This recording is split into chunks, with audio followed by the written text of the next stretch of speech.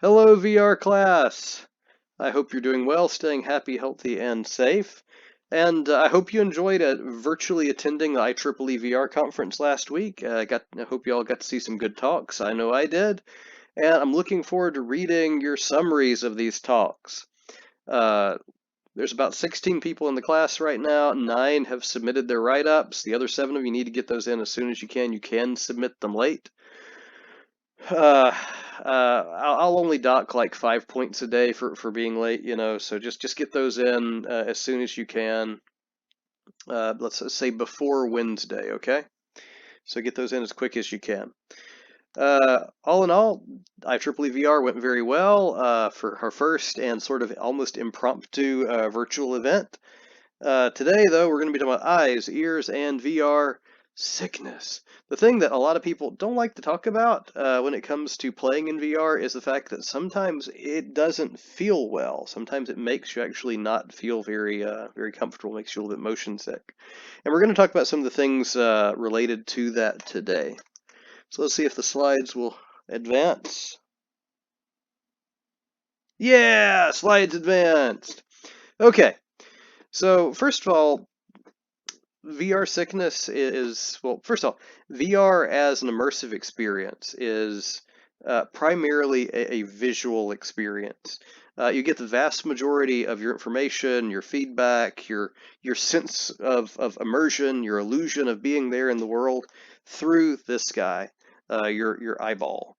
This guy is just bizarre and complicated and just absolutely gorgeous. I love eyes. Eyes are just magnificent little things. They're unusual things. Maybe that's a talk for another time because I could talk like days just about eyes. But this is sort of the general structure of your eye. It's very similar to a camera in a way. Now, a lot of people are like, oh, it's nothing like a camera. Well, you know, for conceptual purposes, it is pretty darn similar. So you have some fixed focusing mechanisms. Your cornea, your aqueous humor, your vitreous humor. This big chamber here is filled with a gel that acts as a magnifier. The cornea behind it is filled with a gel, also acts as a fixed magnifier. And then there's a focusing lens, just like in a camera. Our crystalline lens, often we just call it the lens for short. And then you have something that detects light. So a photosensor along the back of the eye, our retina. So in those kind of ways, it is remarkably similar to a traditional camera. It even has an iris up here that modulates the amount of light being let into the eye. Now, the interesting thing about this is we get a ton of information visually.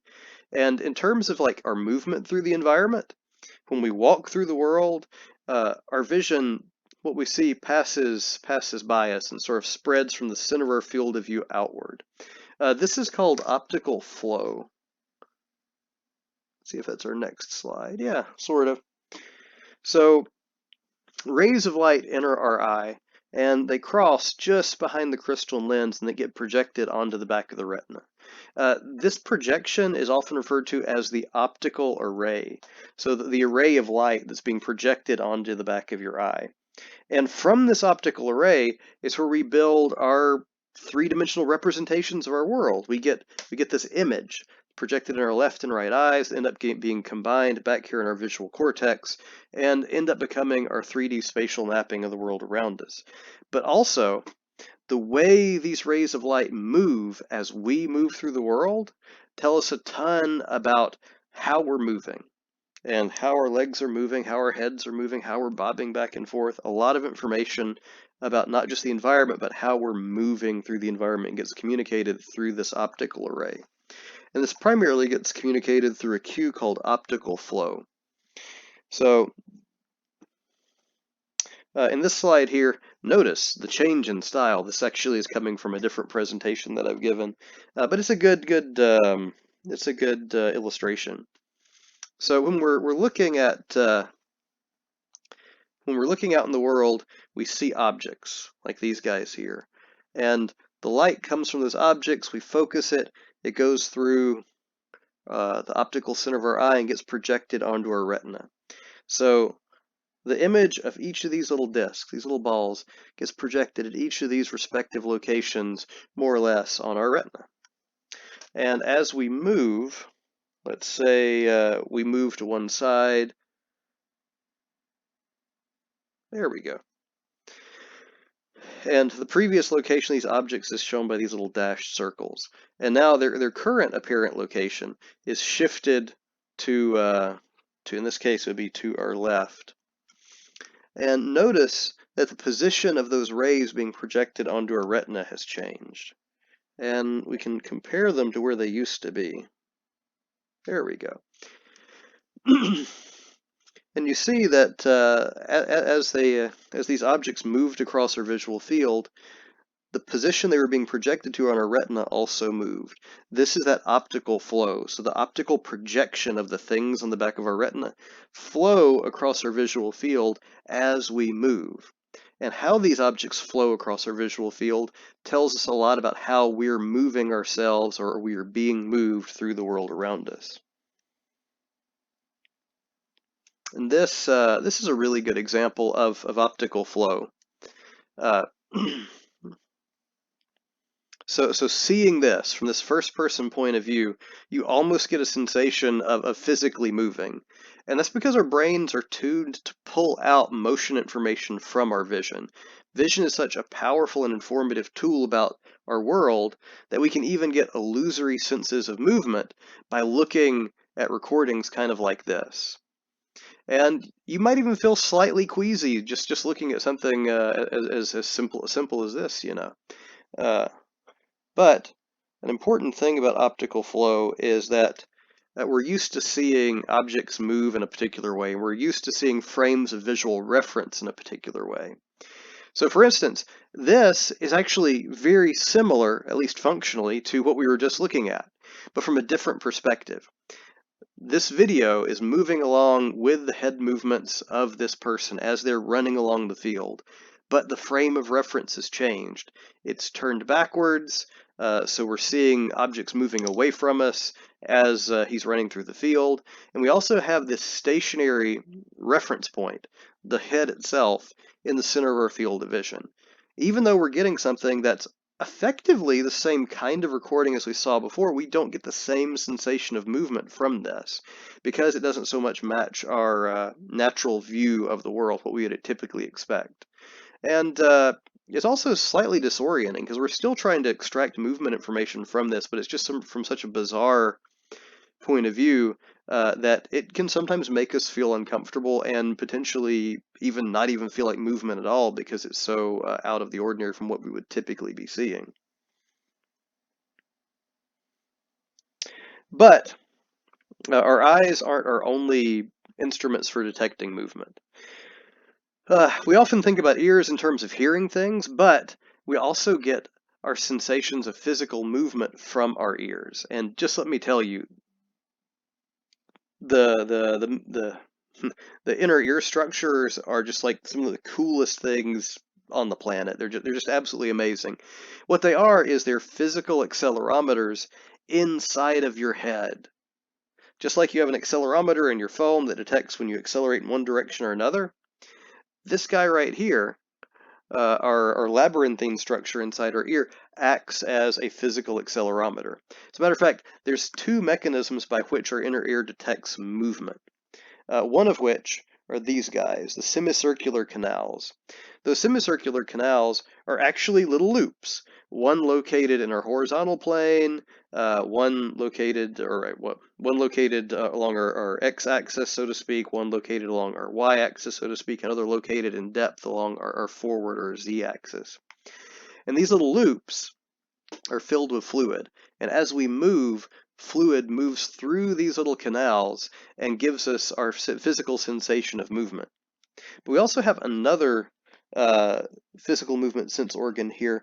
They're called otoliths. Actually, technically in humans, they're typically called otoconia, but I like the term otolith, and technically otoconia are forms of otolith, so, you know. But the cool thing is what they are. Let's break it down.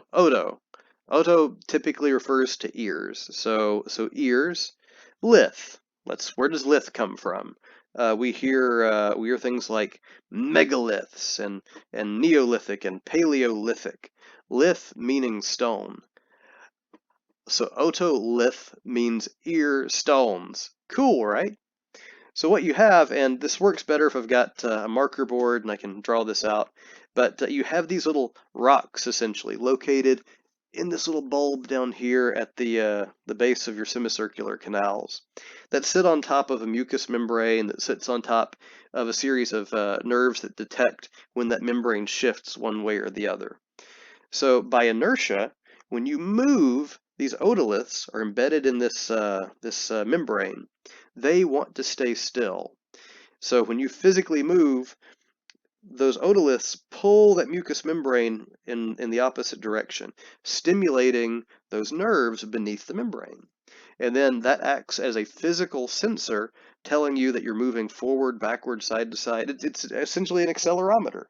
So a really, really cool set of physical movement sensors built into your head. Now, granted, these don't tell you a lot about what you're seeing in the world, but it does tell you a lot about your physical movement. Now, I keep saying acceleration. These guys primarily detect acceleration of your head. Now, if you're moving at a constant velocity, you're no longer accelerating. And these guys stop giving you much meaningful information. But our visual system is always picking up that optical flow. So these guys actually end up working in tandem.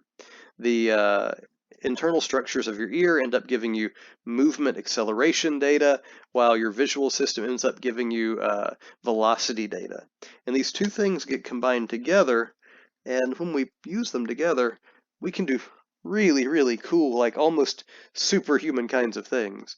So, and even just by themselves, we get a good bit of information, like tightrope walking. This is wild, man.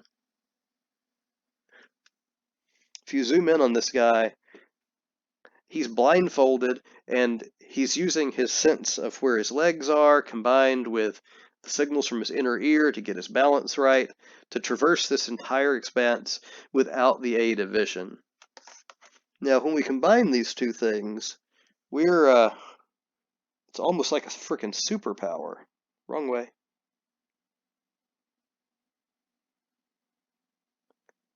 Come on, slide. There we go.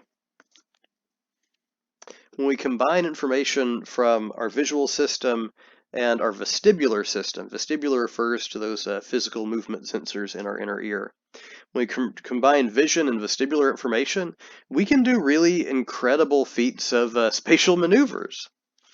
Now, not all of these things are stuff that you would naturally do, over the course of a day, unless you actually maybe are a gymnast or something.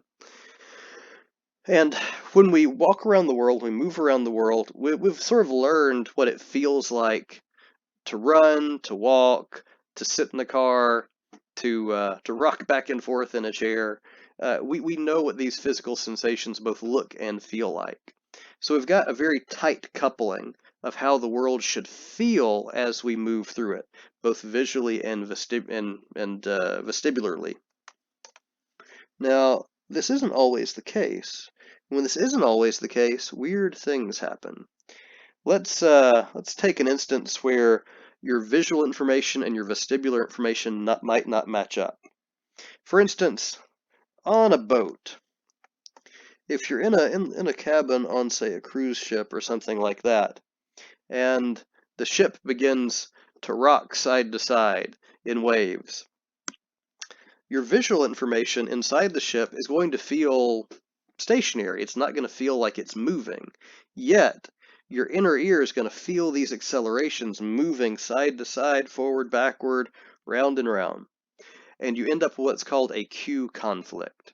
Your inner ear is telling you you're moving and erratically, while your eyes are telling you, no, no, no, I'm staying stationary, I'm staying still, I'm staying in one position. And this cue conflict is often what results in feelings of motion sickness. And why is that?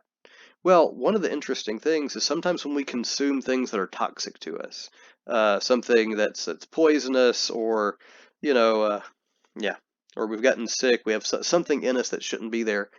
it often causes a disjointment of visual and vestibular information. So you feel like you're moving when you're not, or you feel like you're. So we get these sensations of sickness when there's something in us that shouldn't be there, that's making us ill. And what happens is we try to remove those toxins, those things that are making us sick from our body, so we throw up. The technical term for this is apparently gastric emptying. But anyway, regardless of what you call it, it's usually not a terribly pleasant experience when it happens. And it's because your body is being fooled into thinking that something's wrong, that you're getting sick, that you've somehow been poisoned or gotten a contagion or pathogen or something like that. And there's also other instances where this can happen. For instance, in outer space. So, I love this picture here, by the way. Uh, so, when you're in space, you don't have the same physical cues of movement that we do on Earth because there's very, very little gravity. We like to call it zero G, but it's just technically microgravity. You're still being acted on by gravity, but it's just so little that it's practically not giving you any sensation in your vestibular system. So your vestibular system is getting inaccurate movement information because we're built to work in gravity, man. So when we get this mismatch between our visual and vestibular information, you end up getting sick. When this happens in space, we call this space sickness. When it happens on a ship, we call it seasickness. When it happens when you're on a bus or a car, we like to call it motion sickness, but we're all describing the same phenomena. Now, an interesting story here. The unofficial unit of severity of space sickness is referred to as the Garn. And that's for this guy over here. He was, I think, a U.S. senator, maybe a congressman. I can't remember. And wanted to be the first senator or congressman to actually make it to space, like seating congressman. And so he got to go to the space station. And when he got there, he became so violently ill that he could not function in orbit. And it was one of the most severe cases of space sickness that anyone at NASA had ever seen. So he sort of unofficially become the unit of simulators or space sickness, ranging from 0 to 1 GAR. And if you are at 1 GAR, you are incapacitated with simulator sickness. If you're at half a GAR, you're mostly incapacitated. If you're at 0 GAR, you're doing fine. But an interesting little story. Now, moving on, we also see this in other unexpected places. For instance, if you're watching a movie and it has a lot of jittery movement, camera running scenes, for instance, like the Blair Witch Project. This was a movie that was really popular when I was a good bit younger. It was sort of avant-garde, and exciting, and it was a whole new kind of cinema, so to speak. But it was essentially filmed on a handycam with someone running around through the forest and different places. And though it was very exciting, it tended to make people very, very motion sick. So much so that the joke was you didn't need a bucket of popcorn, you needed a bucket of Dramamine to go see the movie.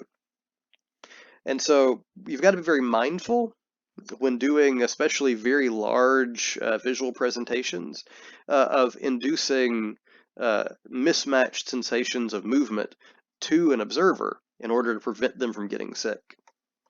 This also happens in video games. This is called video game related motion sickness, or sometimes just video game sickness. I know when I play video games, I don't typically feel sick, but if I watch someone else play video games, I actually feel fairly darn motion sick. It's really, really uncomfortable. And there are certain games, mostly first-person based games. This is a little GIF of Portal being played here. Frankly, one of my favorite games of all time. And so virtual reality shares a lot of the same visual elements with video games and cinema. So we also have to worry a bit about simulator sickness. And Yeah, this is what we call it. We call it simulator sickness, sometimes casually referred to as VR sickness, but more often referred to as simulator sickness. And it can be very uncomfortable. I've been doing VR a long time, and I've only been like majorly sim sick a couple times. The first time I got an Oculus Rift, I did something stupid. I brought it home. This was the DK1 right after it was released, and I watched a 3D video taken from someone flying a drone through a park. I have never been simsick until that moment, and I laid on the floor of my kitchen on the tile to just kind of cool off and hopefully stabilize for like a solid 30 minutes. It was very, very unpleasant. But what I was seeing wasn't a natural view. It was a recording that wasn't meant for VR in the first place. And because of those things, it led me to be very, very simulator sick. Now, visual presentations and simulator sickness and motion sickness have actually been studied for a pretty long time. And we've done lots of experiments like using things like optokinetic drums and even VR headsets to induce conflicting sensation of movement to study how people get motion sick and the things we can do to potentially even prevent it. Now, one of the things that we do a lot is we drive. And driving, we don't typically feel very motion sick. Now, some people do. I know my wife in particular is very sensitive to especially being a passenger in a moving car. But for the most part, a lot of people can function doing this. And they can function pretty well in like large vehicle simulators as well. And one of the reasons for this is frame of reference and expectations of movement. So when you're in the vehicle, you're actually surrounded by a lot of stationary stuff, in particular around your periphery. Our periphery is very, very sensitive to physical movement. And if we have stationary landmarks in our periphery, this often helps us feel less motion sick, even if we're not physically moving and we're getting those visual cues of movement.